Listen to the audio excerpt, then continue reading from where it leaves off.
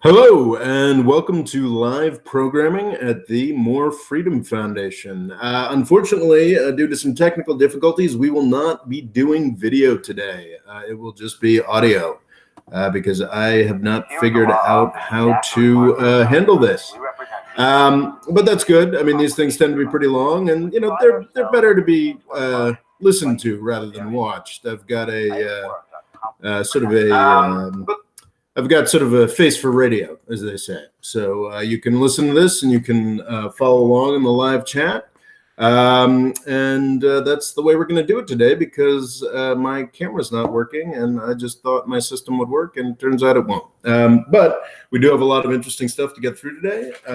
You won't be able to see me jumping up and down with glee, unfortunately, but we're going to be discussing Jamal Khashoggi, and the end of Saudi Arabia. For those who haven't participated in one of these chats before, we have a live chat that's going on throughout the thing. I have a sort of program I want to work through. But that's good.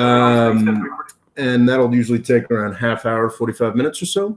And then we'll do Q&A. So I will answer all the questions that may or may not come up in the live chat. Just as one note, if you've asked a question or had a discussion during the live chat while I'm doing the initial presentation, make sure to ask it again when you're done, because I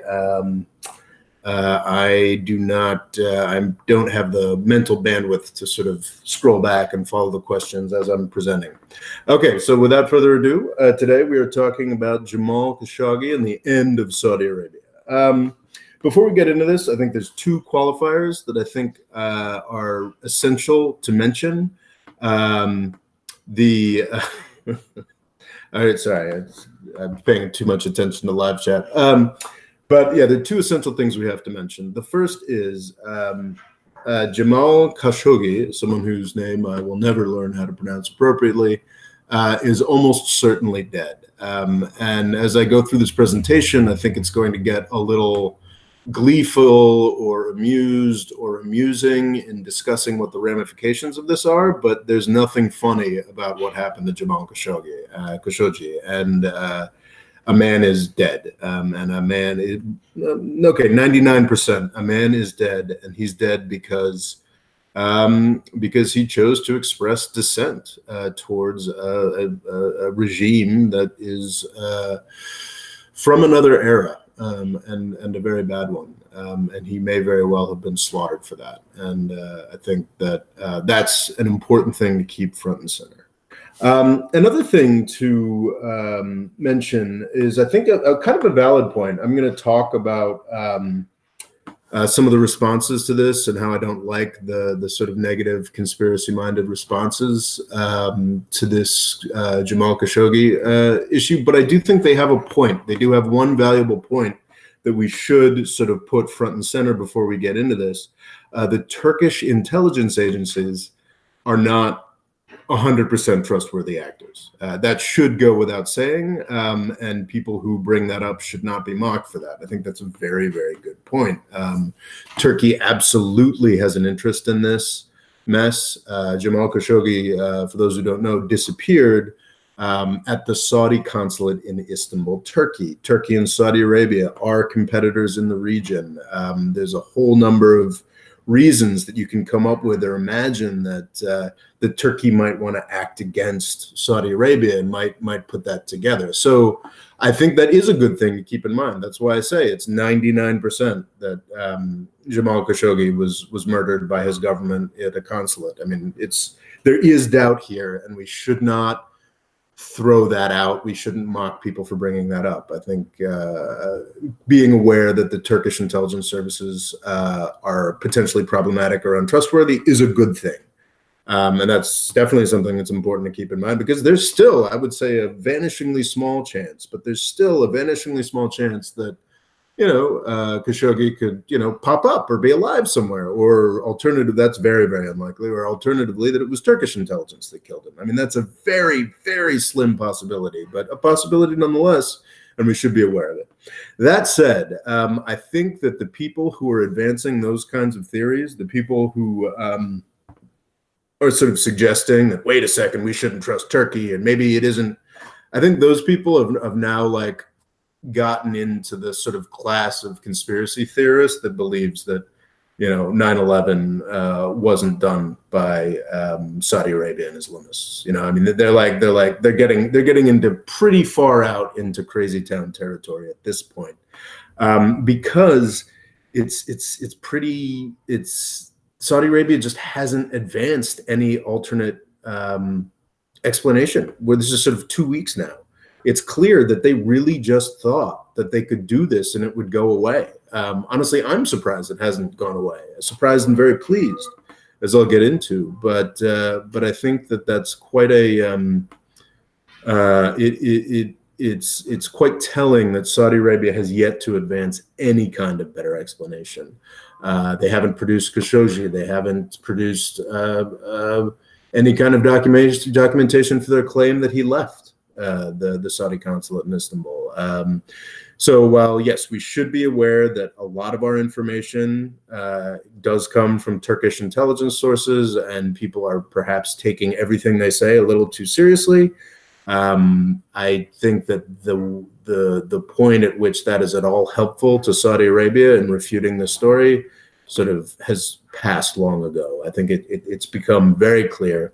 Most people agree, most news sources that I trust agree that this is what happened. Saudi Arabia murdered a man, murdered, dismembered, and covered up the death of a guy who came in to sort out some paperwork so he could get married. It shouldn't matter anyway. Like, even if this guy was a fervent anti-Saudi royal family guy who advanced all kinds of crazy theories and approaches. Even if he was, it wouldn't be okay what happened to him. But it's worth emphasizing that this guy was a extraordinarily mild critic of the Saudi regime. Like, if you were talking in the U.S. context, like, this wouldn't even be like a Democrat versus a Republican. This would be like a vaguely different Republican criticizing a Republican, and MBS had him slaughtered, and the Saudi government had this guy killed. I mean, that's just it's kind of extraordinary. So yeah, that's sort of clearing out the preliminaries. This video, this chat, is called Jamal Khashoggi and the Fall of Saudi Arabia, and I do actually think that this is sort of a turning point. However, I do have to say that that's overselling it a point. No, this is not the point. We are not seeing the beginning of the end for Saudi Arabia. There's too many things, like the U.S. relationship, arms sales, Iran, the current status of the oil markets. There's still too many things that keep, and too many beliefs about too many things that will help Saudi Arabia survive this. But this is a vitally important turning point, and I can't emphasize enough just how extraordinary this is. I think the most extraordinary thing about this is that we're still talking about this now, well over 2 weeks after, I believe he disappeared on October 2nd. It's now October 18th, and we're still talking about this. And that's not just us. That's not just us on, the More Freedom Foundation YouTube channel. We'll always talk about stuff like this, but it's breaking news on BBC right now. It's breaking news all over the world 16 days later. And that is extraordinary. That is a real shift. Saudi Arabia does evil, horrible shit all the goddamn time. We've documented a lot of it on this YouTube channel. But the fact that everybody's still talking about this is extraordinary, and it absolutely makes a huge difference and is a turning point for the Saudi regime. I think what's key about this is that this one event has managed to sort of cut through the bullshit, because there's a tremendous just fog of horseshit that surrounds coverage of Saudi Arabia in the United States and in Europe as well. Because the United States and Europe, they don't just want to sell weapons to this country, they also want Saudi investment for any number of projects. So there's this great fog of public relations and other emphasis and sort of foreign policy, military industrial complex, hogwash, that just makes it almost impossible to deal with any information coming out of Saudi Arabia objectively.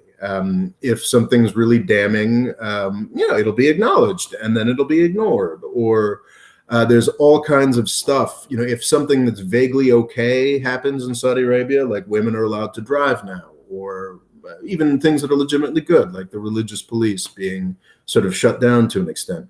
That sort of thing gets trumpeted from every headline, goes all over the place. It's been sort of famously documented, I believe it was earlier this year, Mohammed bin Salman, MBS, the crown prince of Saudi Arabia, who's largely seen as running the place, came for this incredibly well-publicized tour of the United States, where he got to meet with Jeff Bezos and Mark Zuckerberg and The Rock, what's it, Dwayne The Rock Johnson. I mean, all these folks.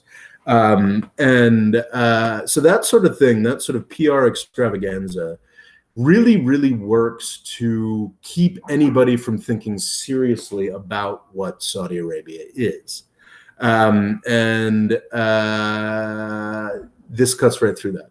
This Jamal Khashoggi story cuts right through it, cuts through it very, very neatly. And it's kind of extraordinary. There's just the kinds of things that we've seen written about this.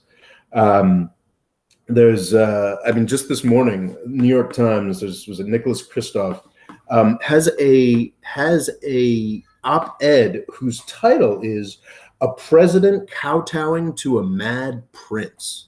I mean, that's extraordinary. I mean, the New York Times last month, and for all the years before that, has had a tremendous sort of investment in Saudi Arabia, and has talked about how, with each new modernizing program, and it's important to emphasize that MBS's modernizing program was by no means the first.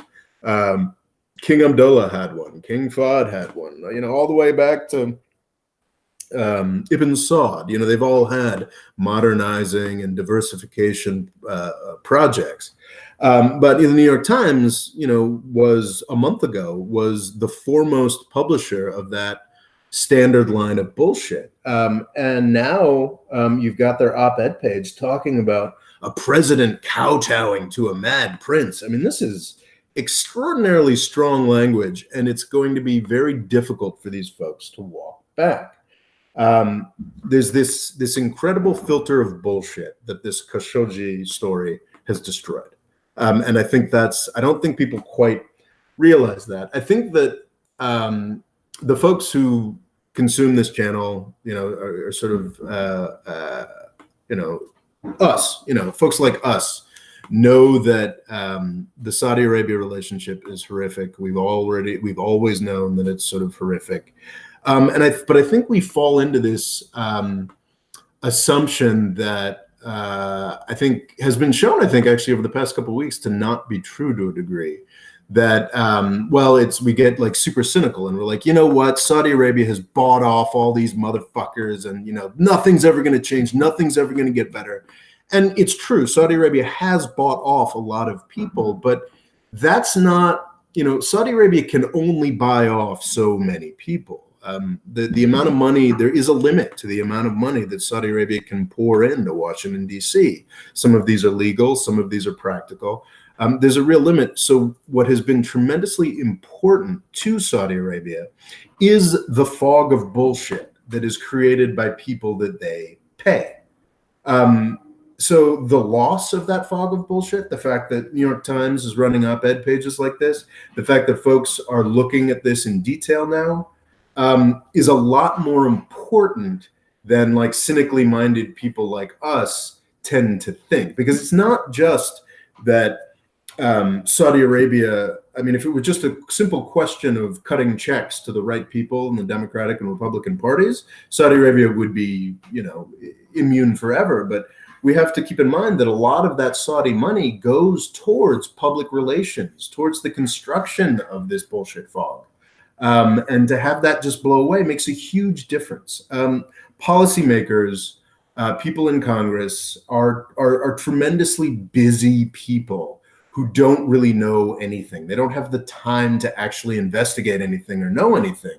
So what matters is what their first, any legislator, Republican or Democrat, has got like a mental picture in his head about Saudi Arabia, and he probably knows 3 or 4 things. For most Republicans and sadly most Democrats, one of the most important things they know is, oh, they're helpful against Iran. Oh, they are our allies.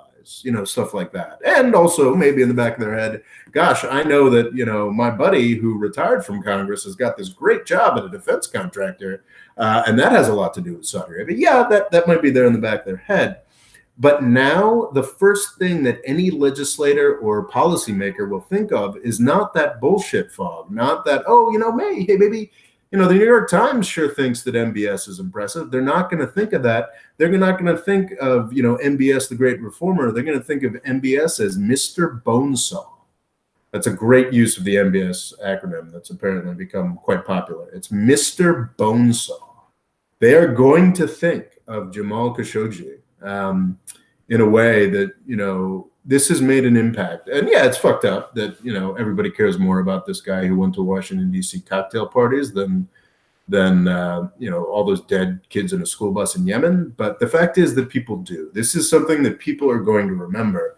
And the fact that decision makers in Washington, D.C. now have in their list of 3 things that they know about Saudi Arabia, they now all have Jamal Khashoggi and what happened to him. That is a tremendous shift. That is a tremendous difference that has been brought about. And it is, quite frankly, something that I am excited about. I think it makes a huge, huge difference. As I keep emphasizing on this channel, I mean, the affection for Saudi Arabia has been slowly washing away. In March, there was a vote in the Senate on supporting continuing to support the U.S.-Saudi war in Yemen, and it failed. Basically, the law resolution. I'm not as a lawyer, I should be better with these terminologies. But there was some kind of legislative action that would have stopped the U.S. support for the Saudi war on Yemen. And it failed by 4 to 7 votes. It failed by essentially almost nothing. Now, I was reading something this morning, and one of the senators for sure, and quite possibly more of them, who voted against who voted against ending the war in Yemen, has already switched his vote.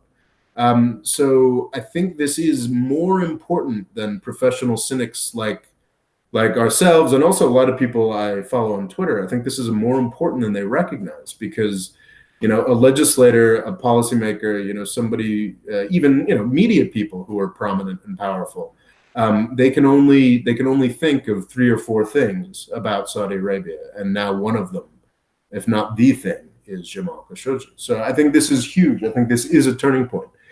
No, it's not going to be, we're not about to see the collapse of Saudi Arabia. I mean, it actually is possible. This is developing very quickly.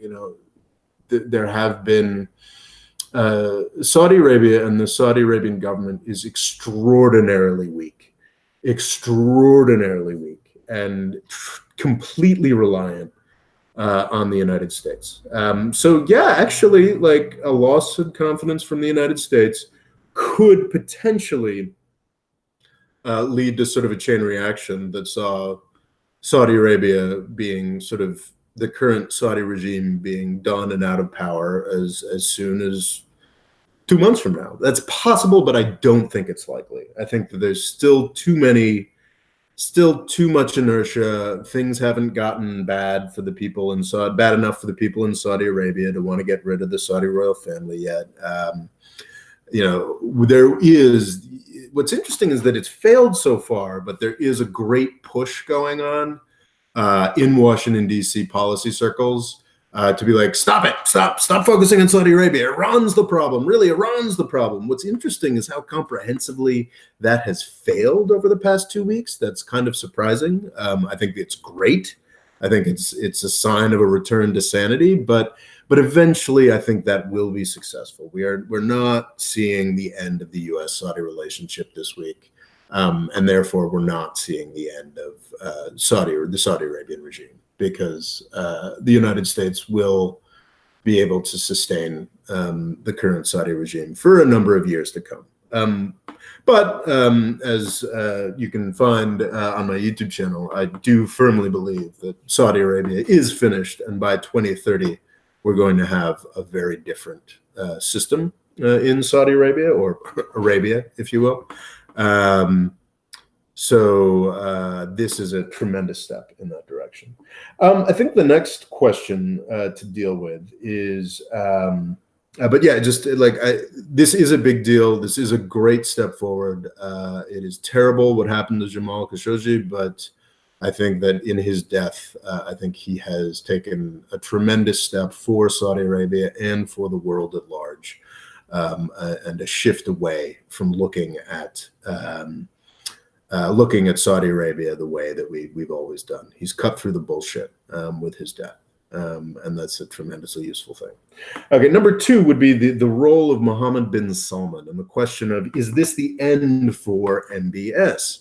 Once again, I think the answer is no, not yet. But this is huge. This is the death of MBS's public image in the United States and abroad, and I think that is fantastic and far, far overdue.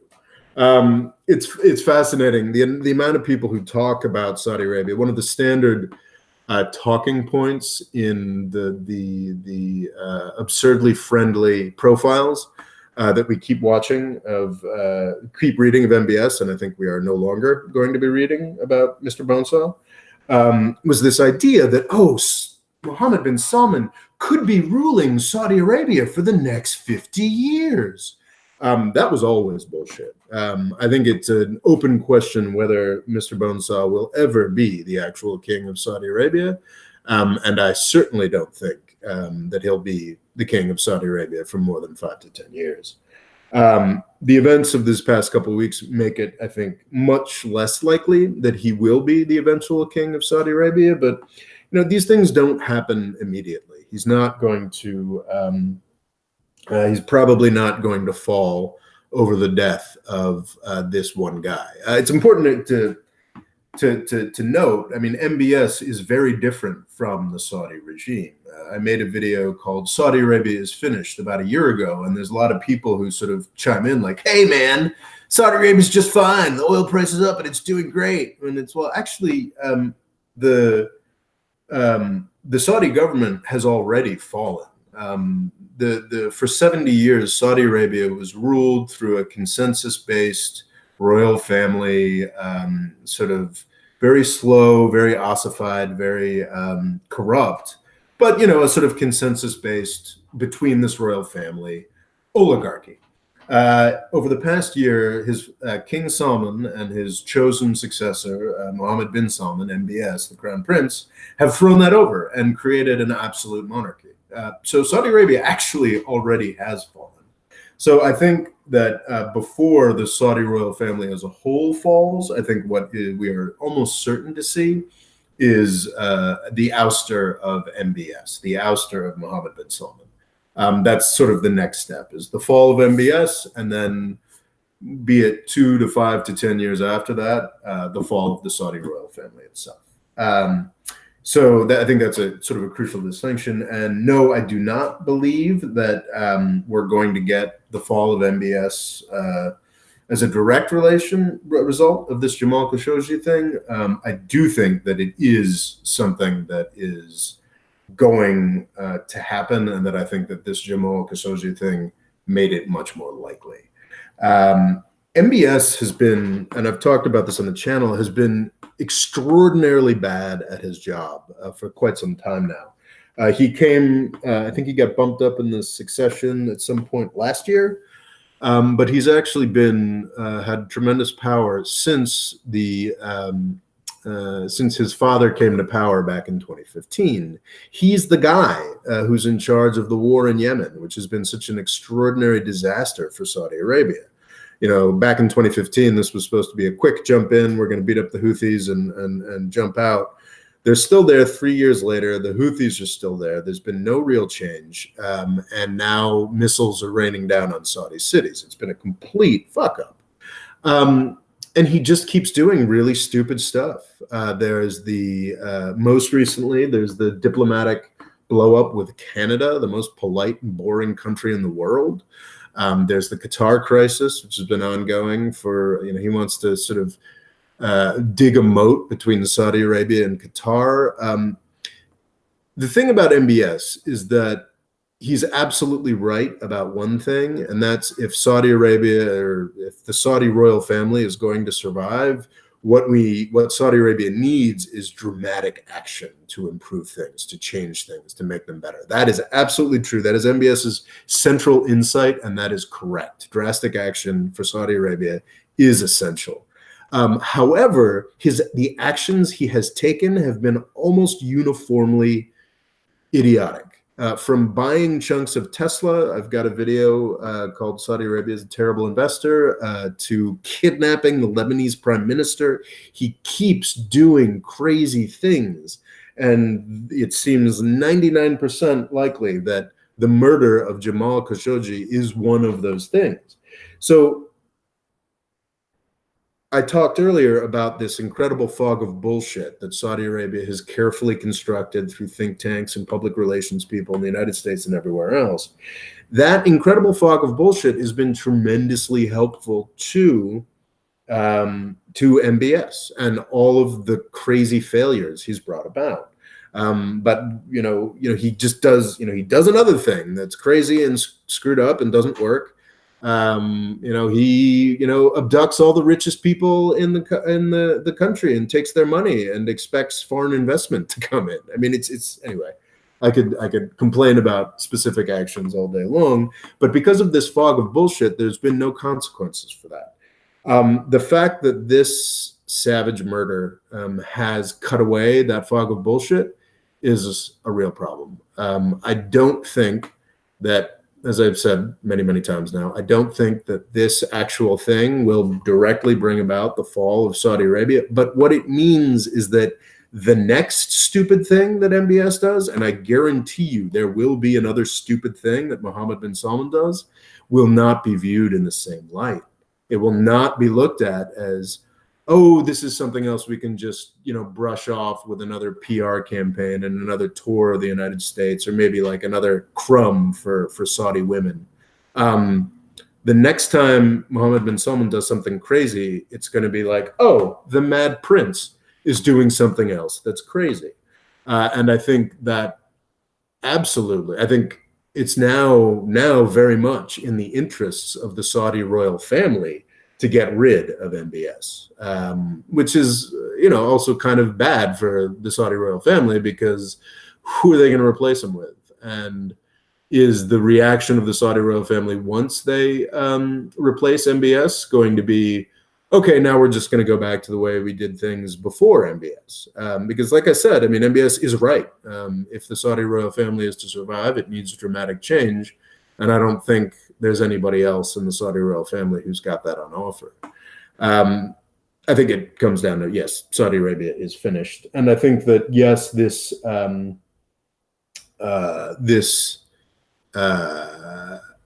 makes it much more likely that MBS himself will fall and there will be another solution for the Saudi royal family. As far as like how this is being handled, I mean, just what the hell, a suggestion for MBS. I think what he absolutely should do, the appropriate way to handle this, is to go full Henry II. I'm not sure how familiar, I'm a sort of a bit of an Anglophile. I'm very into British history, English history. And I'm actually currently writing a book called Avoiding the British Empire, and how the US can avoid falling the way that the British Empire did. But the parallel that I've got in mind goes way back before the era that I'm talking about with the British Empire. It goes back to medieval history in Britain. And there was an English king named Henry I believe it was Henry II. I could have that wrong. but it was certainly one of the Henrys. And he had a childhood friend. This is sort of actually the parallels with Khashoggi are huge. I can't believe nobody's written this op-ed yet.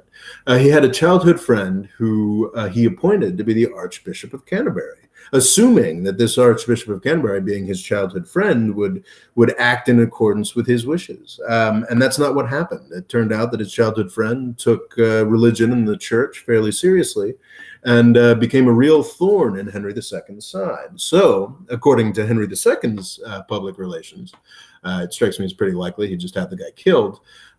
He just had an exasperated sort of,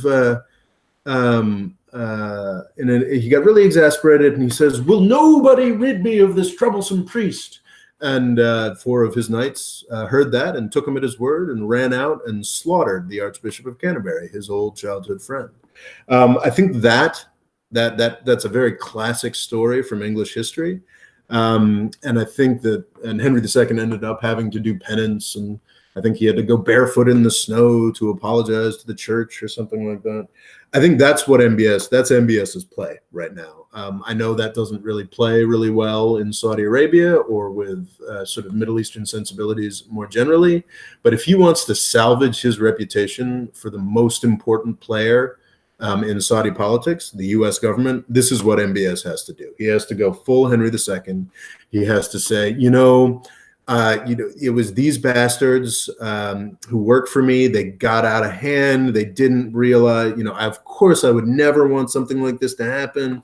But, I just had these subordinates that got out of control, and then he should execute them. Because that's what Henry II did. He executed the knights who killed the Archbishop of Canterbury, supposedly against his wishes. I think that's what MBS's play is right now. But I think it's very telling that we're in 2018 and we're talking about political moves in a country that can legitimately draw inspiration from medieval lore. I mean, that's how screwed up and behind Saudi Arabia is.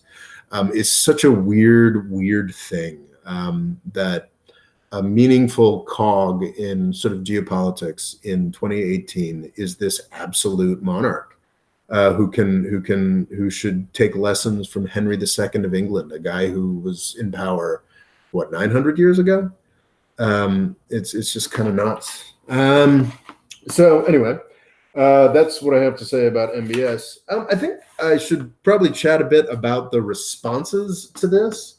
It's been really fascinating looking at some of the sort of right-wing media responses to this, because I was honestly expecting more of the kind of shit that they're churning out from more establishment folks, like folks who are more invested in Saudi Arabia. But it's really fascinating. I did a video on some of this on Tuesday, sort of Jamal Khashoggi and the Muslim Brotherhood. I did a video talking about some of this stuff just on Tuesday. You can find it on my channel. But the U.S. government hasn't been pushing that very hard yet. The New York Times, Thomas Friedman, the New York Times, the sort of official media hasn't been pushing it that hard yet. What's extraordinary is the way that sort of nominally anti-establishment, right-wing sort of outlets like Pajamas Media, PJ Media, I guess it's rebranded as now, and the Federalist have been doing Saudi Arabia's work for it, which is kind of fascinating because, I mean, these outlets are, I think, I won't use the term because it's triggering, but, they're very anti-Islam, basically. I mean, they're anti, they flirt with, they flirt with characters and folks who are strongly anti-Islam, and they, talk a big game against, being against terrorism and radicals and this, that, and the other thing. They flirt with bigots and portray themselves as taking a strong, hard-headed, hawkish view on terrorism and the role of Islam in the world. Yet it's fucking Saudi Arabia that is behind the terrorism and is behind the Islamic radicalism. Yet you've got stuff like the Federalist and PJ Media and a whole range of sketchy DC think tank pundits running with this, it's extraordinary to me that they can say Khashoggi is too Muslim, or he's Muslim Brotherhood, or he's an Islamist, um, and support his slaughter at the hands of a medieval fanatically extremist Muslim kingdom that has created most of the terrorism in the world today. It's just this extraordinary cognitive dissonance. I think it's very easy to be like, oh well, these fuckers are paid by the Arab types. These fuckers are paid by the Gulf Arab types. I think that's an easy answer, but I think there's another dynamic here that I think is worth talking about, and I think it's a problem for the Republican Party, for Fox News, for a whole bunch of right-wing media that isn't about being bribed or being paid. It's actually a part of the mental architecture that built up during the Obama administration that I think needs to be seriously addressed, and not just in right-wing media. I think across all media, and that's sort of like the role of the Muslim Brotherhood specifically in sort of the demonology, and also how close a lot of right-wing media has gotten to people who are pretty awful.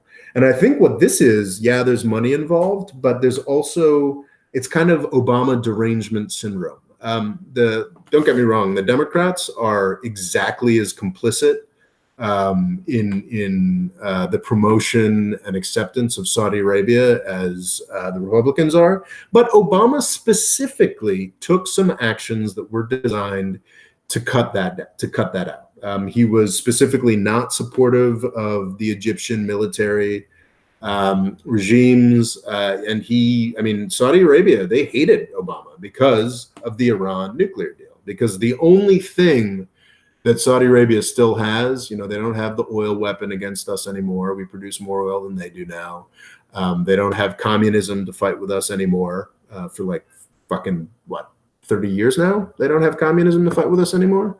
But what they do have is Iran. So Obama's attempt to extend a hand to Iran with the Iran nuclear deal was very much an effort against Saudi Arabia.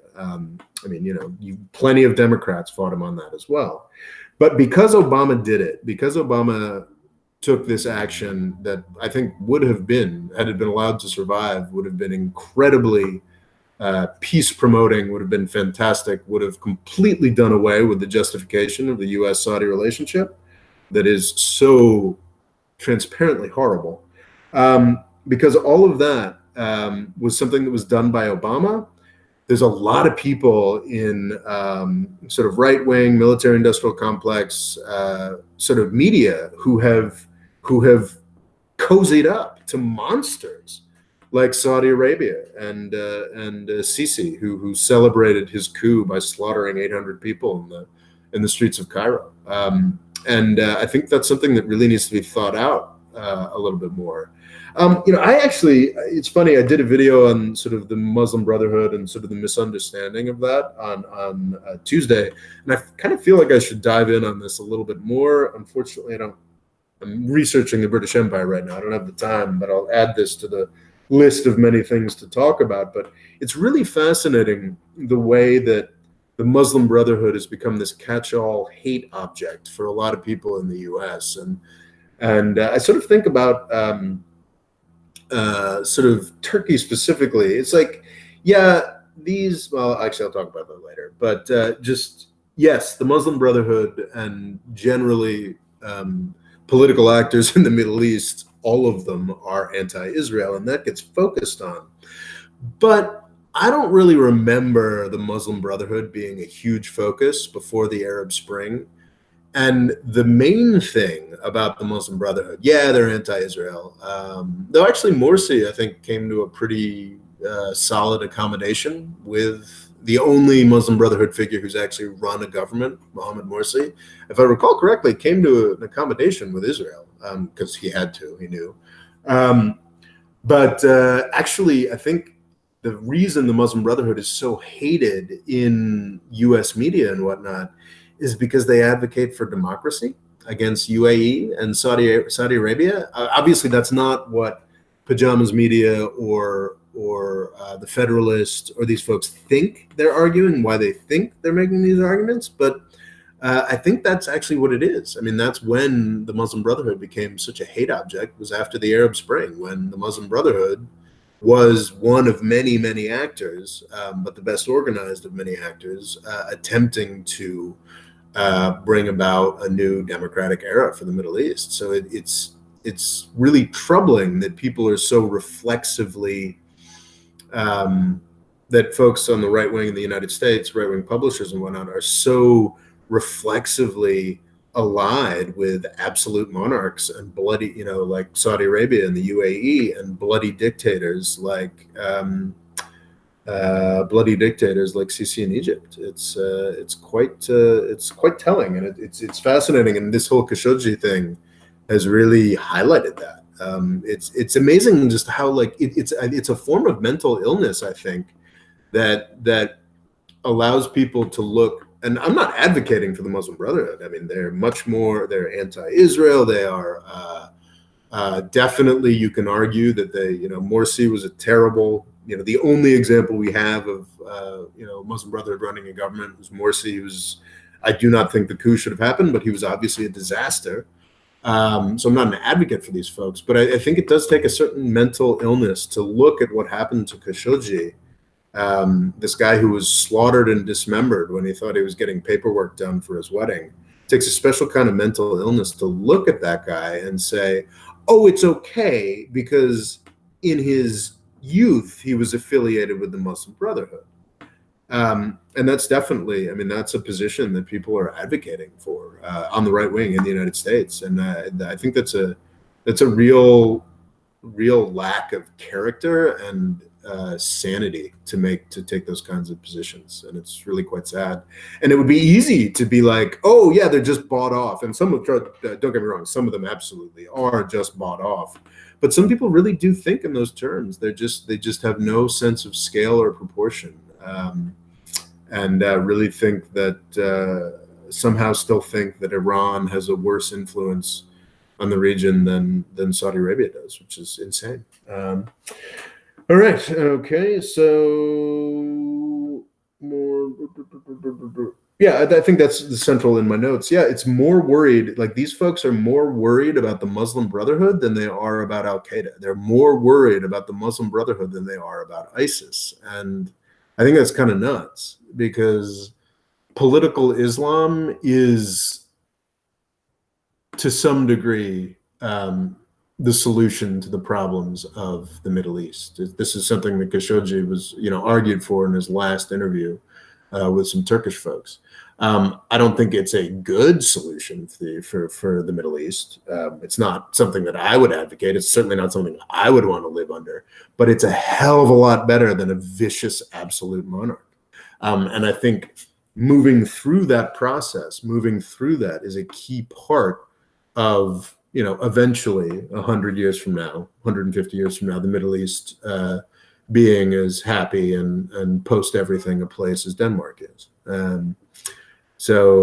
Yeah, and I think that this sort of mercilessly crushing all democratic instincts is not, for another 5 decades, is not a better solution than whatever the Muslim Brotherhood is offering. But that is, in practice, what a lot of these pundits in the U.S. are arguing for. Okay.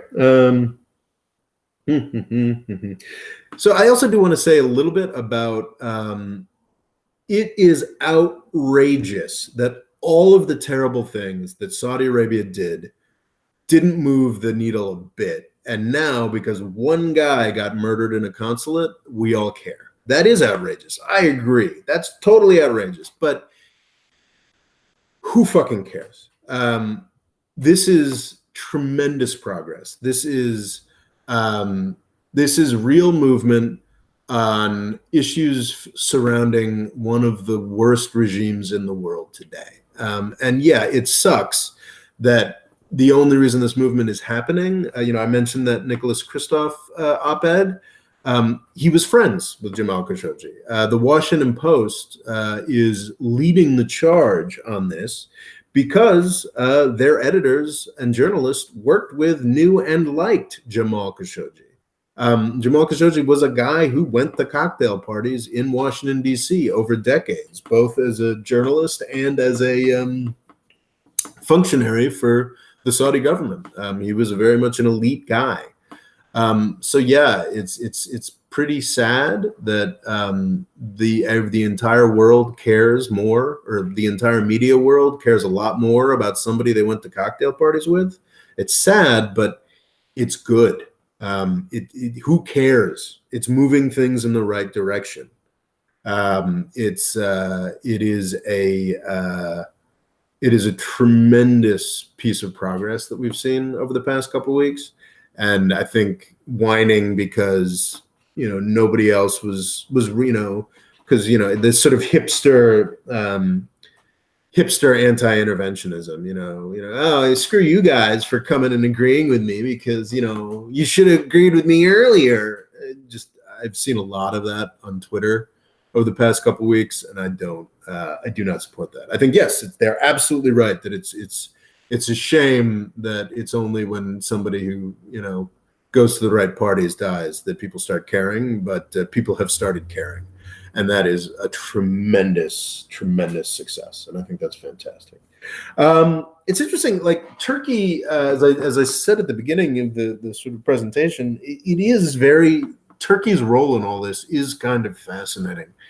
I think this is providing, and I'm uncritically a fan of it. I think that this whole kerfluffle is providing an opportunity for Turkey and the U.S. to get closer together. You may have blinked if you missed it. You may have blinked and missed it. But last week, was it last week? Last week, Andrew Brunson, the U.S. pastor who was in a Turkish jail for 2 years, was released and returned to the United States. That's huge. So I would be very happy if Turkey and the United States got closer together. But I think this is a good thing to close with, because it's another weird thing. And I guess it does make some sense, just the way that Erdogan is so loathed and hated in the United States and in Turkey as well. And I don't hate anybody, but I'm sort of a part of that. It is very disappointing that Turkey is heading in the direction it is today. But it's very weird that Erdogan is supposedly a bigger hate figure than the Saudis. I mean, yeah, he's got sort of a illiberal democracy going, and it's uncomfortable looking, and it's not great, but it's a guy who, wears a suit and has elections and a political party and cares about what people thinks and polls and this, that, and the other thing. Saudi Arabia is a fucking degenerate medieval monarchy. Like, that's worse. And the number of tweets that I've seen that are like, well, shouldn't we be thinking about how we're helping Turkey here? Or, Turkey's untrustworthy. It's like, yeah, Turkey is untrustworthy. Like, if you're setting up an opposition between Turkey and Germany, or Turkey and Canada, or Turkey and many countries in the world. No, I've been, but if you're setting an opposition between Turkey and Saudi Arabia, I'll take Turkey every time. I mean, it's an infinitely better country, even under Erdogan. And it's also got me thinking, as I mentioned earlier, it's got me thinking about, like, where does this opposition to Turkey come from? The sort of standard response is that Erdogan screwed himself when he started opposing Israel. But the timing on that doesn't actually work. The Mavi Marmara, which was, I believe it was a Turkish flotilla that was trying to break the cordon around Gaza, bring in humanitarian stuff. I think a bunch of those folks were killed by the Israeli Defense Forces. I don't recall the details. Maybe they were just detained. And I think people were killed. I honestly can't remember the details. And that was 2010. Erdogan's famous, I haven't Googled it, but Erdogan's famous, I think he started shouting at Netanyahu at Davos or something. That was 2011. I mean, these are things that happened a long time ago. What I think is more important is for the decline. And well, also let's be very clear, Erdogan has done a lot of terrible stuff, and it's disappointing to see an ally that we used to rely upon doing terrible stuff. That's very true. But the fact as the Saudi Arabia example yields, that doesn't really matter as far as a U.S. ally. But I think what Turkey has done, it's great crime, more than being nasty to Israel occasionally. Not even nasty, being occasionally rude to Israel. Much more than that, I think it's the fact that he has aligned himself with Qatar and is willing to support democratic movements in the Arab world. And that's really kind of interesting. I should probably get more into it on Egypt, because that's really, I mean, you could argue that's the only place where the Muslim Brotherhood really exists. But it is kind of fascinating, and it's made me think a little harder about why exactly Erdogan has become such a hate figure for a lot of the Washington, D.C. folks. Don't get me wrong, Erdogan is very worth your discomfort and your distaste. He's got some of mine, but it's interesting. I had sort of assumed that it was A, bad things that he had done, and B, that he was being rude to Israel occasionally. But I think the most important bit might be the fact that he got on Saudi Arabia and the UAE's bad side. And like I said, if it's a dispute between Saudi Arabia and Turkey, I'll take Turkey every time. Every time. I think I've got some stuff about Iran that might be worth talking about, but I think I'm probably going to do that in next Tuesday's video. But I think here endeth the blathering. I think I have finished the presentation, and now I will answer questions from the chat. I hope. That's a good. Human Tale says, Mo Freedom, you did not mention about UAE, the United Arab Emirates. That's a good point from Human Tales. I think I'm guilty of that, actually. One of the things that I'm most proud of on this channel is the first 5 videos in my Yemen series that talk about what's really happening in Yemen, what goes into Yemeni history, and the influence of Saudi Arabia. And I completely leave out the United Arab Emirates, which is absurd. Actually, in the longer term, for the history I go into in Yemen, that's kind of okay, but the UAE is tremendously important to the battle in Yemen, is tremendously important to the rise of MBS, in fact. There's a lot of reporting around how the very influential United Arab Emirates ambassador to the United States and the ruling family of the UAE have had a lot of influence on the rise of Mohammed bin Salman and have been big facilitators of that. I have a video. I've sort of corrected myself and did a video on how the United Arab Emirates is winning the war in Yemen from a couple months back that I'd recommend, and I think that's good. But the reason I don't talk about the United Arab Emirates as much is because they're not as stupid. I think that they're managing things much more cleverly. It'd be actually, that's a really interesting dynamic. What does MBS's tremendous fuck up here mean for its relationship with the United Arab Emirates? I'm very confident, as I laid out in my first Saudi Arabia is finished video, I'm very confident that Saudi Arabia as a governing model is finished. And that's because of its population. There's no way that they're going to take, their population of 35 million and create a bunch of Dubais and Abu Dhabis that mean they get into the next century comfortably. There's just you can't force people to believe in this deranged and extreme form of Islam for 40 years and then expect them to be open to a bunch of hard partying European and American expats coming in to build an economy for you. It's just that's sort of the fundamental ridiculousness at the heart MBS's Vision 2030. UAE doesn't have that problem. I mean, the UAE has a small enough population that they really can function as a more nimble actor on the world stage. While I definitely think that Saudi Arabia is going to be a very different place by 2030, the UAE, who knows? They could pull it off. They could pull it off. They might not pull it off, but they could pull it off. So yeah, I should absolutely talk about the UAE more. But the problem is, it's just such a small country, and I know that their power in the region is tremendously outsized, but it's just.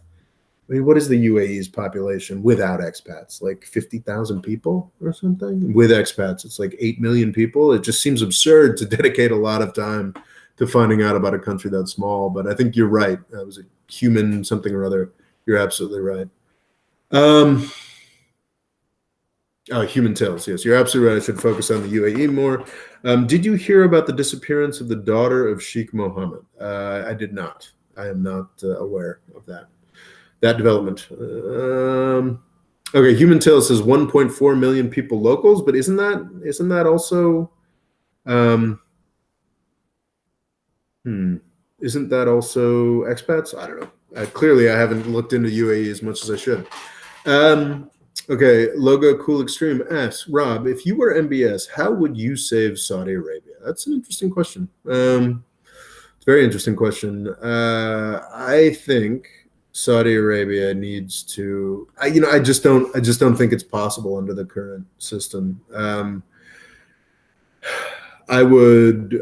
Well, sure, MBS. I would completely appropriate the wealth of the Saudi royal family, redistribute it, and try to set up responsive institutions run by sensible, honest people in Saudi Arabia. I think that's pretty impossible at this point. I think it's inevitable that there's some kind of bigger fall. That's a very interesting question, Loga, and I don't have a better answer to that. I just don't think MBS, by nature of who he is, where his power comes from, is capable of saving the current regime in Saudi Arabia. I don't see it happening. White Sharia News, please. That's certainly an interesting moniker. As Mo Freedom, are you actually against cutting up journalists? Yes, I know it's an extreme position to take in the age of Trump, but I do not believe that journalists should be ritually slaughtered. Yeah, okay, that's not a difficult question. Ruben Garcia makes a very valuable point. I don't believe everyone in the Muslim Brotherhood shares the same views. Yes, exactly. That's what Tuesday's video is about. This idea that the Muslim Brotherhood is some monolithic conspiracy theory is that, controls everything in the Middle East is some Saudi purchased horseshit. UAE purchased horseshit. Yeah, it's just not true. Shivansh Nautial asks, what if expats leave Saudi Arabia? That's actually interesting because that's one of the main parts of Vision 2030 is actually an attempt at localization. This is something you actually see all over the world with sort of petrostates. There's always a huge emphasis. There's always been a huge emphasis in Saudi Arabia as well of like, we've got to get local people in here and you've got to train up locals to do stuff. And in many sort of oil countries, it's successful to a degree. In Saudi Arabia, it's not because there's historically been enough oil so that people don't have to work. So they have actively been trying to have less expats in Saudi Arabia over the past year or so. And that's, I think, been a big part of the not collapse of the economy yet, but the sort of failure of any real growth to materialize. And I haven't made a detailed study of it, but there's a lot of people complaining about, and it's not like they kicked out all the expats. They've just been, making a concerted effort to hire less. I don't know what the actual percentages are, to hire less and send some home, and it's apparently been rather disastrous. I haven't done a study of it. So yeah, like if all the expats left Saudi Arabia, Jesus, yeah, I mean, if they all disappeared tomorrow, then the country could physically fall apart. But yeah, that's a very serious dynamic and a serious problem for Saudi Arabia. Is that And they know it's a serious problem. But once again, to get to Loga's question, it's, what can they do? I mean, this is the system they deal with. Mick Abir asks, do you think we might end our support for Saudi Arabia in Yemen considering what has happened? Yes, absolutely. I think it's easy to be cynical and say, this can never change, this can never get better, like this, that, and again. But no, like I said in March, there was a vote on this in the U.S. Senate that failed by 7 votes. In the House of Representatives, they've already introduced another measure that is designed to get rid of this. In the Senate, I believe Bernie Sanders, not just Bernie Sanders with Democratic and Republican co-sponsors, has once again introduced another measure to do away with the war in Yemen. And I think, once again, that thing in March, like, it's not just this Jamal Khashoggi thing. There's also the fact that we blew up a school bus full of Saudi kids. Full of Yemeni kids. That is also something that has changed since March. I mean, these things, politics always takes longer than you want it to. But Jesus was about to. The arc of history bends toward justice. I do kind of believe that, actually, but politics always takes longer than it should, but it does occasionally work, and I think it will work in this instance. Look at Cool Extreme asks, will Republicans cut Medicare and Social Security? Actually, I doubt it, honestly. I think they're losing the ability to do that, and I don't think Trump is interested, which is, I guess, nice. It'd be nice if they could, raise some taxes to pay for that stuff, or, I don't know, get the fuck out of Afghanistan. That's, $80 billion that we could save. So no, I don't really, unless I'm completely wrong, unless everybody's completely wrong, and the Republicans managed to get both the House and the Senate. I would be shocked if that happened. I think I've got a video from a couple of months back saying why I think that the Democrats are likely to do well in the House and maybe even take the Senate, even though the map's bad for them. Got a video, just click on it, you can check that. So if I'm completely wrong about that, and the Republicans, there's a red wave, and the Republicans get both houses of Congress, then maybe they could do it. But I don't think Trump wants to do it. Hamad Al asks, do you think this is the beginning of dividing Saudi Arabia? I don't think, as I discussed earlier, I don't think this is like the beginning of the end, or like the chaos starts now, but I do think that this is a signpost. This is a turning point. This is going to be a key part in the fall. As far as dividing Saudi Arabia, that's interesting. There's a great Caspian report video recently that it's the geopolitics of Saudi Arabia. I think Logo pointed me towards that. That really emphasizes just what a weird contraption Saudi Arabia is. It was, with British weapons in the 1920s, the Saudi family came sort of rampaging out of the desert and took a whole bunch of areas that didn't necessarily have much to do with the Saudis. So it's a weird sort of artificial contraption.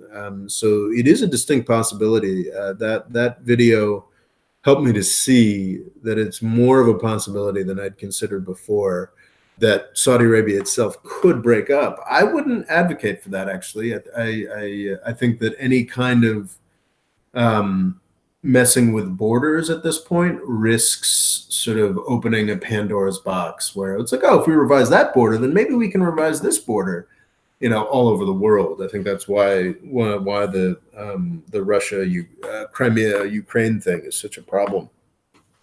So I would not advocate breaking up Saudi Arabia, but I think that is a distinct possibility, and I think that's something that people in Saudi Arabia have to be aware of. And I think should inspire them to not let the Saudi Arabia, the Saudi royal family's death throes continue for too long, because as the country gets weaker and weaker, a real dividing of Saudi Arabia becomes more likely. Gorka Moshin says, nice. You watch the Caspian Report? I love the Caspian Report. Caspian Report's fantastic. I think it was, I think a couple live chats back, I sort of did that, the sort of a hierarchy of, as far as like seriousness and like, objectivity and dealing with the world, you've got sort of like the New York Times and Fox News here, and then you've got me here, and then you've got Caspian Report up here. I mean, he does great work. I'm going to recommend him highly. Oh gosh, Ali Nuthife says Saudi's military budget is larger than Russia now. Can you believe that? Well, it's good because Russia's been cutting its defense budget, I believe. That is profoundly sad, but yeah, I can believe that the Saudis' military budget is larger than Russia. I mean, that's one of the main. That is one of the main bargaining chips they have, is just buying weapons. Yeah, I can definitely believe that. It's really sad. Mark Finch says, if you want to end something, stop funding it. That's true. Have we got a question? Have we got a question? I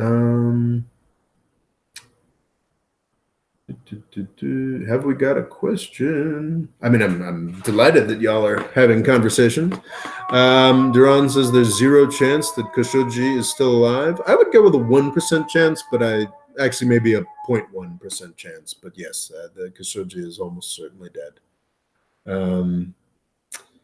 Siobhan Snatial is asking, do people die of hunger in Saudi Arabia? I don't think they do. There's definitely poverty in Saudi Arabia, and more serious poverty than there is in the United States. But no, I do not believe people die of hunger in Saudi Arabia. Not yet, anyway.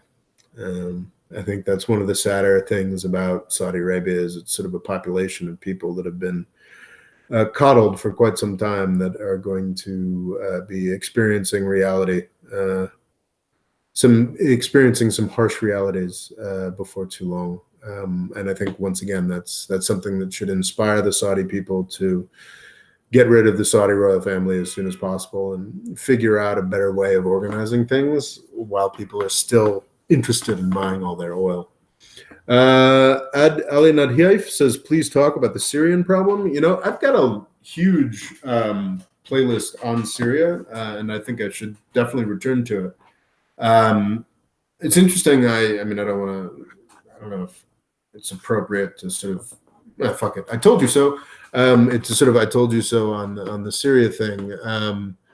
But the last video I ran on Syria was basically saying, I think it's essentially over. I don't see the Assad regime as being able to really go into Idlib in any great detail, or into northern Syria, and they pretty much conquered everything else. My point was that you've got the Turkish military on the ground in Idlib, and you've got the U.S. military on the ground in sort of Syrian Kurdistan or Rojava or what have you. So the Assad regime can't really do anything. And there was a huge push, maybe a month after that. Everybody was flipping out, and everyone was gearing up the humanitarian crisis talks about Idlib, and the biggest disaster was about to happen, and I thought it was about to happen, and then it didn't happen because Turkish military is on the ground, U.S. military is on the ground. I really do think that the Syrian civil war could be over if we played our cards right at this point. Of course, who's to say? I mean, the Turkish government seems to be avoiding, seems to have stabilized a bit, the currency anyway. And we'll see. The recession in Turkey is now starting. We'll see how bad it is. But if it gets really bad, it's quite possible that they'll pull their soldiers out of Idlib. And then, things can restart in the Syrian civil war. But I haven't done much on the Syrian civil war recently, mostly because I think it's over. And there is, of course, always more to say about Syria. And it's been a couple months, I should get back and do a Syria video, but I just don't think there's much happening. Do we have a question? Man, I love how involved the chat is, and we've got 95 people watching. We were up as high as 120. It's pretty fantastic. Okay. Let's see. Do we have a question here? Oh, that's an interesting. So, what Sharia new, please, God? I'm such a rabbi. I don't even know where to begin with that. I don't even know what to think of that handle, white Sharia new, please. But anyway, he did point out Adnan Khashoggi. I can't pronounce Khashoggi, and that's a very good point. So I believe that Jamal Khashoggi, the guy who was slaughtered by the Saudi government, was the nephew of Adnan Khashoggi, who's a very important arms dealer from the 70s and 80s. I think he was mixed up in the Iran-Contra thing. So that's a key point with Jamal Khashoggi. Is he's not he wasn't some scrappy dissident. He wasn't somebody fighting against the power. He was very much a part of the power structure. I mean, he was part of. He was one of the people cultivated by one branch of the Saudi royal family. I mean, he was the spokesman and the propagandist for one branch of the larger Saudi royal family. That's a key part of his story and what happened. The fact that I guess on one side that should make you a little less sympathetic towards that guy. Because, I mean, he profited off of the Saudi Arabia's actions for quite some time before he was slaughtered. But I think it's another indication of just how screwy the Sauds are becoming. They're eating their own. All right. Questions. Sivan Snatiel asks, India made and get Iran Chabahar port and investing in Iran for way to Afghanistan. Will it cause problems between India, America, or Afghanistan? I don't know much about this. I think the sort of Iran sanctions are kind of interesting. I think that another told you so moment. I think that there was some initial excitement about how much Iran's production had fallen, and I think now people are realizing that as the price goes up, India and China have essentially zero interest in cooperating with Trump sanctions on Iran. I mean, they'll do what they have to do. They'll do what they feel they have to do. There will be some aspects that are observed, but there's a lot of it that will not be. It'll be interesting to see how people play around with that. As far as directly investing in Iran on the part of Indian or French or German businesses, I think that is actually more problematic, not because of interactions between governments, but because what the U.S. government can do to multinational businesses that invest in Iran. That's why we've got this weird dynamic where the French and German leaders are like, oh yeah, screw that, screw this, screw Trump and trying to do away with the Iran deal, but all the French and German businesses are definitely jumping out of Iran because they know that U.S. banking regulation and U.S. really everything can potentially turn against them very quickly and very disastrously. So they don't screw around with that. Have we got questions? Mick Aber asks, do you think we'll sanction India for buying the S-400 from Russia? The S-400 stuff is fascinating, and I need to learn more about it. I'm not a tech guy, but it's fascinating. I think there was some talk between Saudi Arabia and Russia about the S-400 stuff. And the U.S. response was like, oh, no, you don't have to do that. You should just buy our THAAD, our THAAD anti-missile stuff. And it is just fascinating how crappy the U.S. military-industrial complex is at selling stuff. This whole S-400 thing has now become an issue with India, Turkey, now Saudi Arabia. And I think sure to be in other places. And what's interesting about it is, first and foremost, the S-400 seems to be a better product than anything the U.S. military-industrial complex is offering. I could be completely wrong about this, and please let me know in the comments if I am. But I need to do a lot. This is another thing I'd need to do a lot more research on before I could make serious videos about. But the S-400 is an eighth of the price of the THAAD missile system that the U.S. is selling, and does about 15 more things. It's a sort of one-stop shop. I believe it's fair. Is it mobile or not? I don't know. Like I said, I'm not as invested in this, but it's one thing you can buy for, I don't know, $400 million that will help you against planes, and will sort of do all kinds of useful stuff for you, and be self-contained. Whereas with the US, they'll sell you this one thing that'll help you with ICBMs, and then you have to buy like a whole bunch of other, it itself is 8 times more expensive than the S-400, and you got to buy a whole bunch of bullshit components on top of it. So yeah, I don't know. It's kind of interesting. I don't know. I don't know anything about defense. I don't know anywhere near enough about defense appropriations. That might be the next project after this one. But sorry, defense appropriations, defense, sourcing or what have the other thing. I don't know enough. Yeah. Anyway, so back to the topic at hand. Rahim Al-Mullah says, honestly, Morris, I don't think MBS is going to be taken down simply because there's too many power brokers all over the world backing up MBS. I think that's the cynical view I was talking about. The idea that, well, the right people are bought off and the right people care about that. And I think there's a lot to be said for that. And I think that's usually true. But if most people in the U.S. Congress decide that MBS is a bad person and that Saudi Arabia is a bad bet, it doesn't matter how many power brokers there are or what have you, then the relationship will end. I mean, we are still, actually, not still like, oh, it's fighting away. Like as much as we've ever been, we are a representative democracy. And I do believe that we can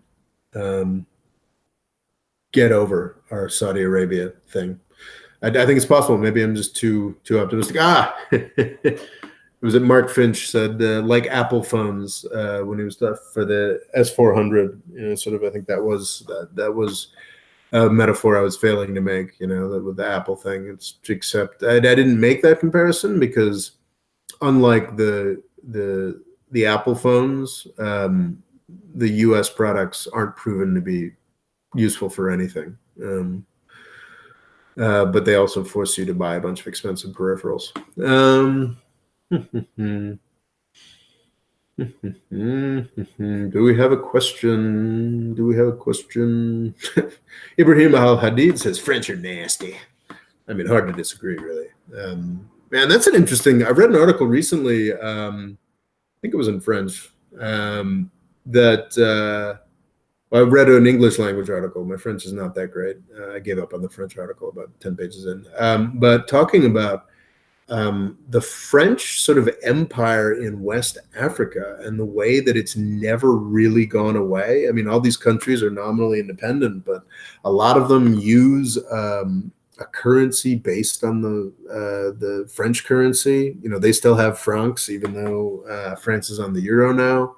And the way that France is still super, super powerful in that whole area, which is kind of crazy. I mean, it was never really an empire that did much for France. And it's kind of fascinating that in this post-imperial era, they've still kind of got a stealth empire in West Africa. Sort of a weird thing. Just on the topic of French being nasty, something else I'd like to look into more. Local Cool Extreme asks, how will Brexit work out for the UK? I've got a series of videos forecasting disaster on Brexit from like 2 years ago. And my sense is that disaster is absolutely happening right now. Another video I really need to do is talking about what Brexit specifically means for the border with Northern Ireland. I think I've got a video called "Why Brexit is Worse Than ISIS" that makes an argument I still very much agree with. This was about 2 years ago, pointing out that the EU is what keeps Europe together. NATO is important, military, this, that, and the other thing. But NATO is just a fucking excuse to sell U.S. weapons. It's the EU that provides, the European Union that provides the carrots. It's the bribes that keep people on side. And, without the EU, I made the argument that Hungary, Poland, and maybe many other countries will start acting like it's the 19th century again, and bring back real violence between large state actors to the European continent. That's a real concern and possibility with the death of the EU and with Brexit. But what I didn't think about was the complexities and the intricacies of the border between Northern Ireland, which is still a part of the United Kingdom, and Ireland, the independent, Ireland, which is very much independent from the United Kingdom since the 1920s. It was sort of a multi-stage process, but anyway. So like, and folks who aren't most of 40 like myself might not recall that up into the 1990s, the troubles of Northern Ireland, I mean, this terrorism, violence, destruction, overreactions from the British government, massacres, just really nasty shit was going on in Northern Ireland.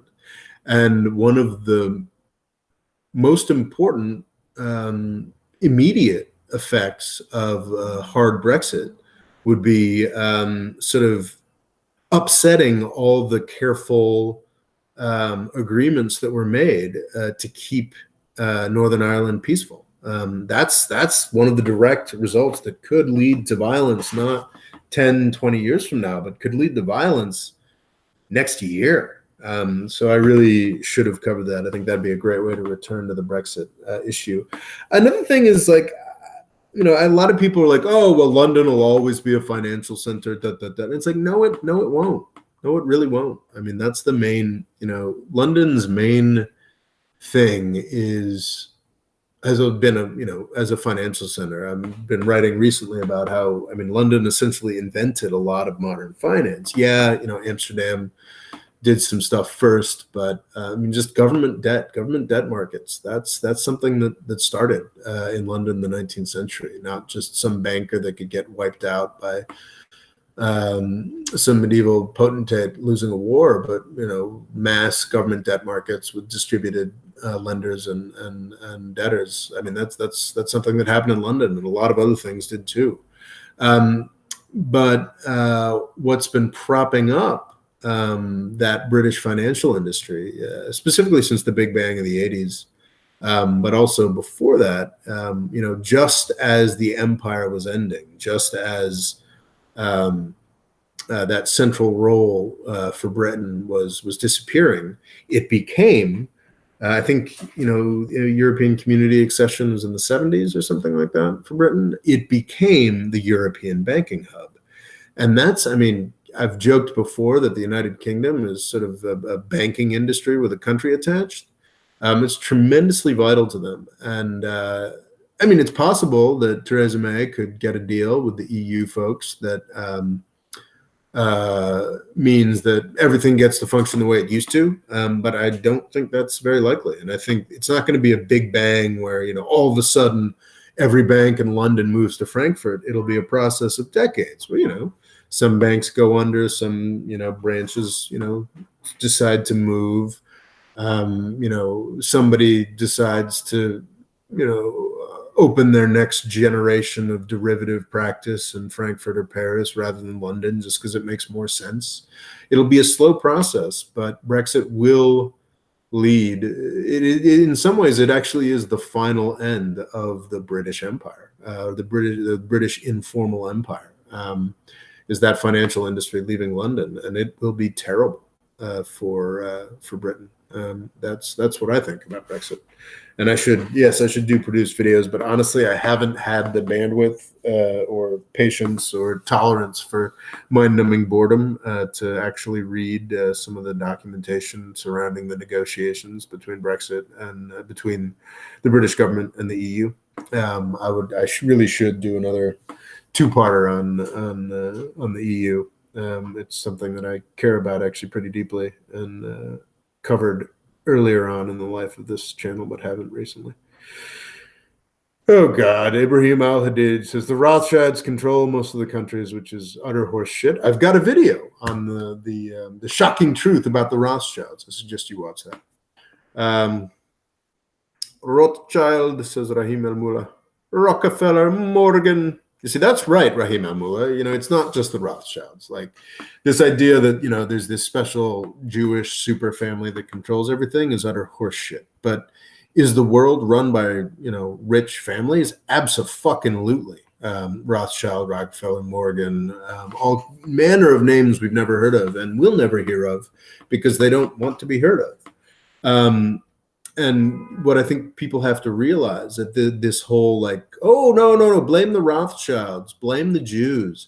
This is actually a tremendously successful survival strategy for the actual real rich people that run, the world, is because if you get all these people who care or are wounded or bothered by, whatever it is about our economic system that hasn't worked out for them, if you get them to focus on the Jews or focus on the Rothschilds other than you, it's a victory. It's victory all around. I wrote a big Medium post about this that you can find linked in numerous places, or just leave an anti-Semitic comment here, and I'll drop that Medium post on sort of anti-Semitism and what's really going on.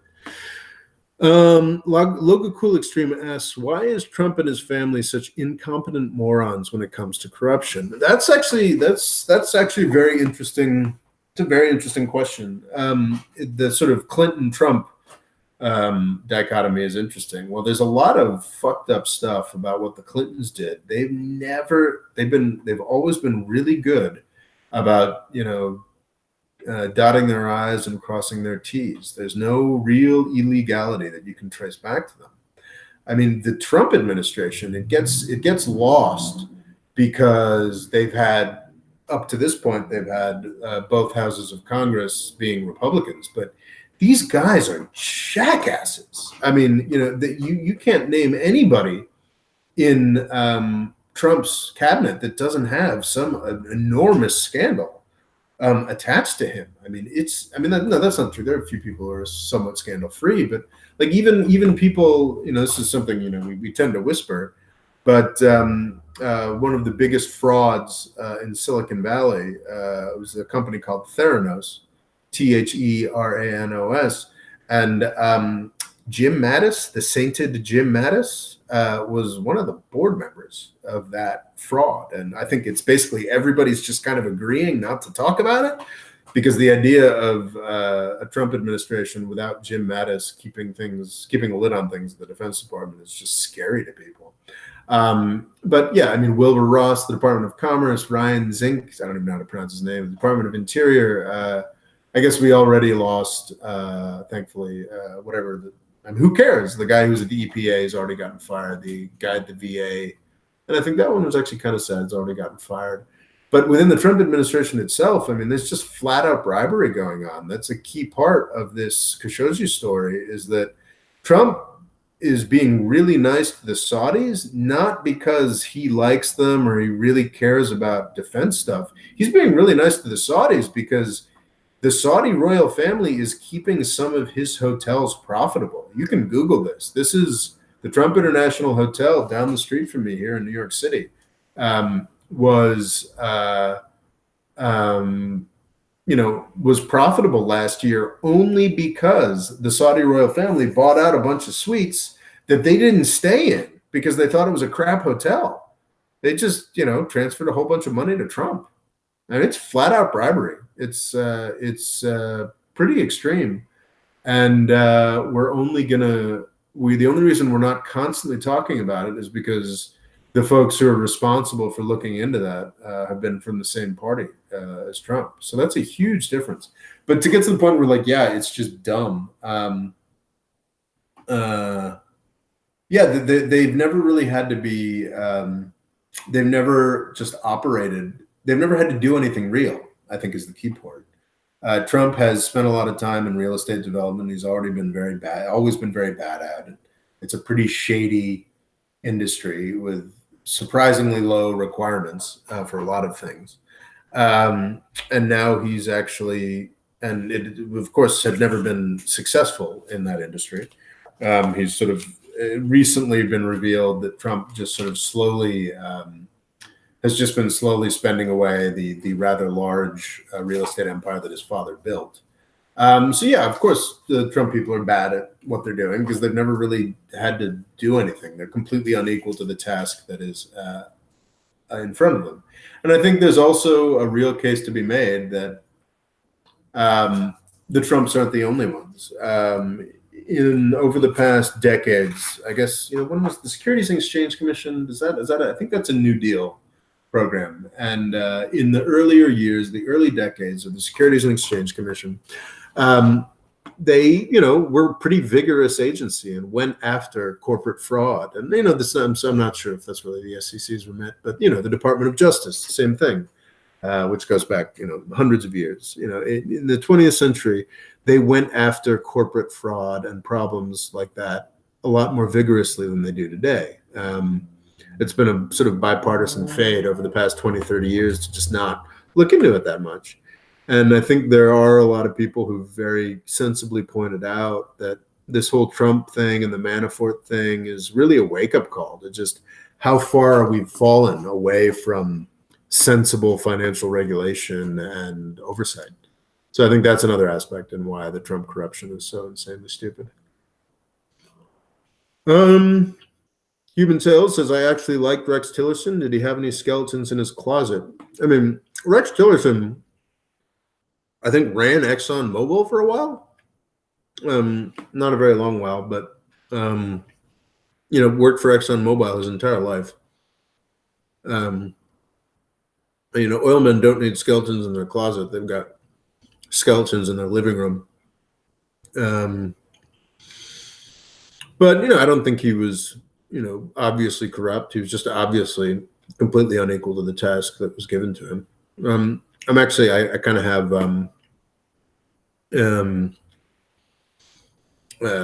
I kind of have an expectation that he'll either before this election, it's probably too late for that, or before the 2020 election, we could get a pretty angry Rex Tillerson op-ed or two talking about his time working for Trump. I think that'd be a lot of fun. Logo Cool Extreme asks, how on earth do you afford a place in New York City? Well, I am a 40-year-old and I share a bathroom with 4 people. I have a lot of roommates. I live in Harlem, which is actually lovely, but is not currently is not yet a desirable neighborhood. New York City is kind of interesting because if you want to live in a one of the nicer neighborhoods in sort of Lower Manhattan or whatnot, or Brooklyn now, you can spend thousands and thousands of dollars a month. But if you're willing, you can actually live in Manhattan if you're willing to live, on 130th Street rather than 100, rather than 10th Street. So I'm about 4 miles from downtown Manhattan, but I'm still in Manhattan. So yeah, that's how I afford living here with my blow-up mattress and my bathroom I share with 4 people who are not exactly strangers anymore. But I've been living here for a week or 2, but it's great fun. So yeah, that's how I afford an apartment in New York City. Okay, questions. What do you think about Venezuela dropping the U.S. petrodollar for euros? Do you think more countries will follow? No, not currently. I think the point of a reserve currency is that it be reliable and it be positive, that it be reliable and stable. The euro has not been that since the financial crisis. And anybody who pays any attention to European politics and is sane knows that the euro is nothing to rely upon for the next couple years, maybe 5-10 years. Italy looks really problematic. There's a serious chance of Italy going through difficulties similar to what Greece went through. And I mean, not just in terms of population. The Italian population is it as many? I don't. Is it it may or may not be 10 times the size of Greece, but in terms of its economy, I mean, this is one of the, I think it's what, the fourth biggest economy in the European Union. It's had a rough 20 years, but it is a serious economy. If it goes through Greece stuff, then I don't know exactly how that works, but the euro is toast. You can't bail out Italy. Italy defaults. Financial crisis 2.0. So yeah, no, the idea that the euro is viable as a reserve currency just isn't true. I mean, that was why that was absolutely one of the things that was intended. I mean, the euro was supposed to be a competitor to the dollar. That's why it was invented, and it's failed at that over the past 10 years. And we could come to a point, I've talked about this before, like we could come to a point, and the US has to be very worried about a point 5 to 10 years from now where the euro possibly, or more likely the Chinese yuan, renminbi, and actually there's a real possibility. I know actually yen's finances, the Japanese finances are so comprehensively fucked that I can't see. I mean, there's been a lot of green shoots in Japan, but I can't see the Japanese economy, supporting a reserve currency at this point. So, but maybe 5, 10 years from now, one of these places gets it together to the extent where they become more attractive as a reserve currency home than the dollar, but they're just not there. And if they do get there, then the U.S. is in serious trouble, but we're not there. We are not there. Do we have a question? Do we have a question? Oh God, the White Cherry Nucleus has got a whole bunch of deep state is powerful Jews stuff going on. Not a fan. Ali Nuthife as how about Chinese? Is that how about the Chinese as a reserve currency? Is that what we're talking about? Once again, no. I mean, Chinese, there's a lot of really grim financial, I mean, for a while now, there's been a lot of grim financial news out of China. I'm not just talking about the ghost cities. Have you guys seen those YouTube videos of those, vast, empty, newly built Chinese cities falling apart? It's quite grim. I do think I'm not someone who there's a lot you can find a lot of coverage. You're like, oh well, Chinese economy, it's all a sham, it's going to fall apart. I do not believe that. I think China absolutely has a crisis coming, and it will recover. But as far as the Chinese being a real threat as a reserve currency or something like that, that is after China's next crisis. China needs to go through a big crisis. And then if it comes out of the other end with maybe a better form of government, then yeah, absolutely. The renminbi is a potential reserve currency, or whatever the Chinese currency will be there after the next crisis with a better form of government. That's something that the U.S. should really be worried about. That actually gets to one of my central concerns is like what people just don't, there's all this talk about U.S. decline and blah, blah, blah. And like, oh, maybe Trump's, reversing that, which was horseshit. But like people don't realize like this is like one of the US's final moments. Everyone's talking about how deficits don't matter and like that. But and yeah, of course, deficits don't matter when there is no other plausible reserve currency, when there is no other plausible secure government debt to be in. But that will change. We can't rely on China and the EU staying basket cases forever. Unfortunately, Trump's fiscal policy, and yes, no, it's really just Trump's fiscal policy. There was an interesting tweet. It's like basically the deficit always goes down under Democrats and it always goes up under Republicans. That's just how it goes objectively. So yeah, the Republican fiscal policy just sort of assumes that we'll be fine forever and we can do whatever we want because we're the United States. And that's true today. But if China or the EU gets its shit together, that will all of a sudden not be true. And if we're still at this point where we're putting up $1 trillion deficits into an economic expansion, then yeah, that'll be disaster. That's the moment. The U.S. is still secure because there's just no plausible alternative, but that will fade. Do we have questions? Why don't you, Local Cool Extreme asks, why don't you support Bernie Sanders even though you share 80 to 90% of the same views? I do not share 80 to 90% of Bernie Sanders' views, like at all. I'm a conservative. I'm just a conservative who realizes that we're sort of at one of those moments where, like we were, like Teddy Roosevelt realized. I loathe Teddy Roosevelt on a lot of measures, but he was right, I think, in realizing that to keep the U.S. going, to keep, to preserve his privileged position, this is Roosevelt, Wilson, sort of a whole bunch of folks back then, there needed to be a slight rewriting of the rules. And I think I've gotten to that point as well. Do I think Sanders and Ocasio-Cortez are right about everything? Absolutely not. I think they want a lot of things that are kind of stupid.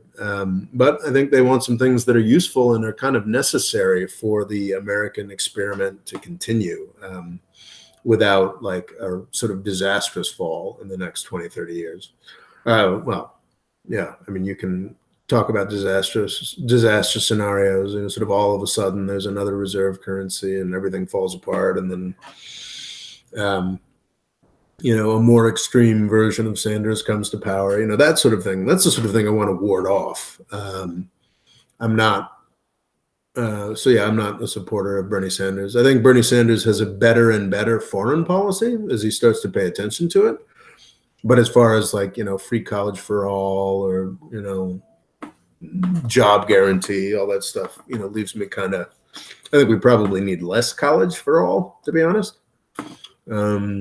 I think there's a lot of people going to college who don't really need to, which is creating a massive bubble. But anyway, that's another whole nother thing. I would not say I share 80 to 90% of Bernie Sanders' views at all. Duran Shah asks, what are the conditions under which there will be hyperinflation in the USA? As I think I've said many times, I don't really understand currency. I just don't. But I think one of the key parts of hyperinflation in the USA would be there being a plausible competitor as far as reserve currencies and whatnot. Hyperinflation, yeah, I don't know. I need to read more about that sort of thing. One of the things when I finally finish this book, I really want to sort of read up on the financial crisis. I've got a couple videos on that, a couple books on that I really want to read, but yeah, I can't speak to them. Shivansh Natiel asks, what if Scotland decides to leave the UK in future? I think that's a very real thing. Those you may remember that I think was it 2015 or 2014? Scotland had a referendum where it voted to stay in the United Kingdom. I think if that referendum were held again today, Scotland would leave. Scotland is perhaps more invested in the European Union than the UK is. So, yeah, I think that's a very real possibility. I mean, we'll see how Brexit goes. We'll see if Brexit happens. But yeah, I think Scotland leaving the UK is a very real possibility.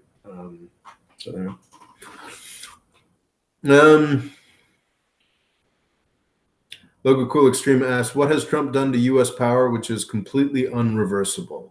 That's a great question. I think what he's done that people applaud him for, which is stupid, is sort of take the blinders off. One of the key I talked earlier in this presentation about the fog of bullshit that Saudi Arabia had carefully constructed around its actions through public relations and relationships with the U.S. government that the Jamal Khashoggi thing had cut through, which is a real problem for Saudi Arabia. There's a fog of bullshit that's been very carefully constructed by the United States since World War II. We're in charge. That's kind of a dick thing to say. And actually saying it makes it less powerful. That's sort of one of the really important things that Trump doesn't understand, is that one of the most important aspects of US power is the fiction, the idea that's not true, that the world isn't ours to do with as we please. That's the key thing, because you don't rub people's noses in it. If you rub people's noses in it, they get angry. And I think this whole Iran sanctions thing that I talked about earlier, I mean, Obama put together the most successful and ruinous regime of anti-Iran sanctions in history. He did that because he got everybody on board. Trump saying, in the face of everybody telling him, no, we think this agreement is working and we'd like to keep going for it, said, fuck you, and threw it out. And is actively embarrassing the German, the French, the, well, still United Kingdom, but pretty soon might just be English, leaders. He's been embarrassing them. He's been kicking people around. And what's weird is that he's been successful to a degree, which I think indicates just how powerful the United States still is. But you shouldn't remind people of that, because if you remind people of that, and I think that's what Trump has broken. We could get some super agreeable, respectful, lovely person who, rebuilds U.S. prestige, maybe gets another Nobel Prize for his trouble after Trump. But that's not gonna make people forget what Trump did and what Trump was able to do. Another great example of this is the United Nations that I talk about a lot. Like, the United Nations Charter organization is written by the United States. It exists because the United States. It is headquartered in New York City. It's one of the great hopes for the world is that the United Nations will continue to evolve into a more democratic and representative institution for the whole world. That is not what it is today. It is a tool of U.S. policy. But that's not the way that Trump talks about it. That's not the way that the Republicans talk about it, because they're morons. And they can't understand how useful it is for the United States to have an institution based in the United States that, has a charter written by the United States, that portrays itself as independent from the United States. They just don't understand this sort of thing. So yeah, I think that's the sort of thing that Trump is doing serious lasting damage to.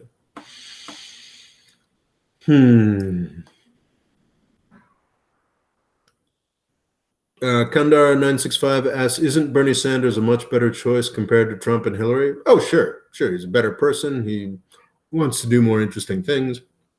Sure, but that doesn't mean I like him. I mean, that doesn't mean he's, my guy or whatever. And, he wasn't an option for me at any point. So, because I'm not a registered Democrat. Actually, I was a registered Democrat for a bit, because I lived in Washington, D.C. for 8 years. And if you want to actually vote in the mayoral race, it's a lot like the state of New York. The important thing isn't the election in November. It's the primary in earlier on than that. So I wanted to vote for the mayor, so I had to register as a Democrat, which is kind of an interesting thing from past. But yeah, I mean, Bernie Sanders is, yes, he's a better person and a more interesting politician than Trump and Hillary, but I still don't think he'd be that great a president. So, do we have a question? Okay, Musakaya asks, how about the timing of pastor release and Khashoggi murder? If it was late, Turkey would have weak-handed the situation. I think as far as timing, I haven't done as much research as I should. I think Turkey probably rushed. I could see Turkey having rushed this Brunson thing, because by doing it now, when there's so much else going on, when Khashoggi is such a big, huge deal, people didn't even notice, really. I mean, the Brunson thing just sort of happened. I think you're getting to that with your comment, and I think that's kind of interesting, is that Turkey would have looked, weak and embarrassed if they had given up Brunson at any other point. If that was the only news coming out of the Middle East that day or that week, then yeah, they'd look bad. Now it's just, just sort of something that happened. Let's all focus on Khashoggi again. So there's that. I mean, is there some other sinister explanation? Maybe, but who knows?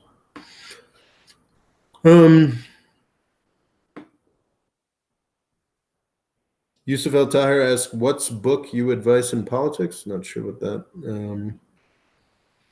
question means. Logo Cool Extreme asks, "What are Bernie Sanders' biggest flaws?" I think there's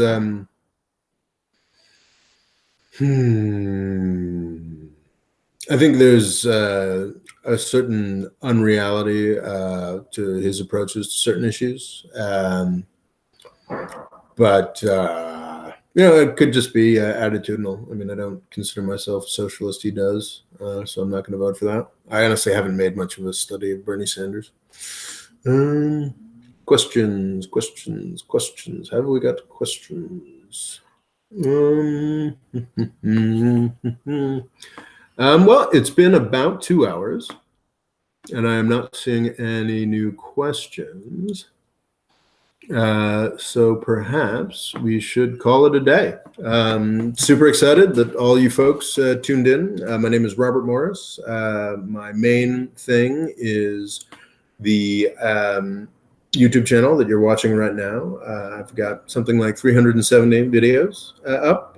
They're mostly much shorter, sort of produced videos talking about geopolitics. There's a lot of stuff on Saudi Arabia, and this would be the third video on Jamal Khashoggi. But there's a lot of things on other topics as well, from Yemen to Syria to Brexit to U.S. politics. So please do give it a look. You can find me on Twitter at RoboLaw.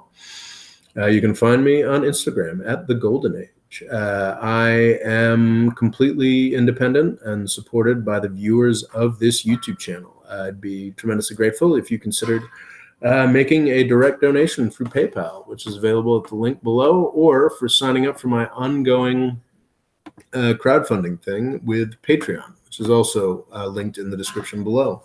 I have a book that has been published called Everybody's Lying About Islam that definitely, well, a short book, more of a long essay, available on the Amazon Kindle and in paperback form that I think describes a lot of the underlying issues we've been discussing today of the U.S.-Saudi relationship. I think it's definitely worth looking at.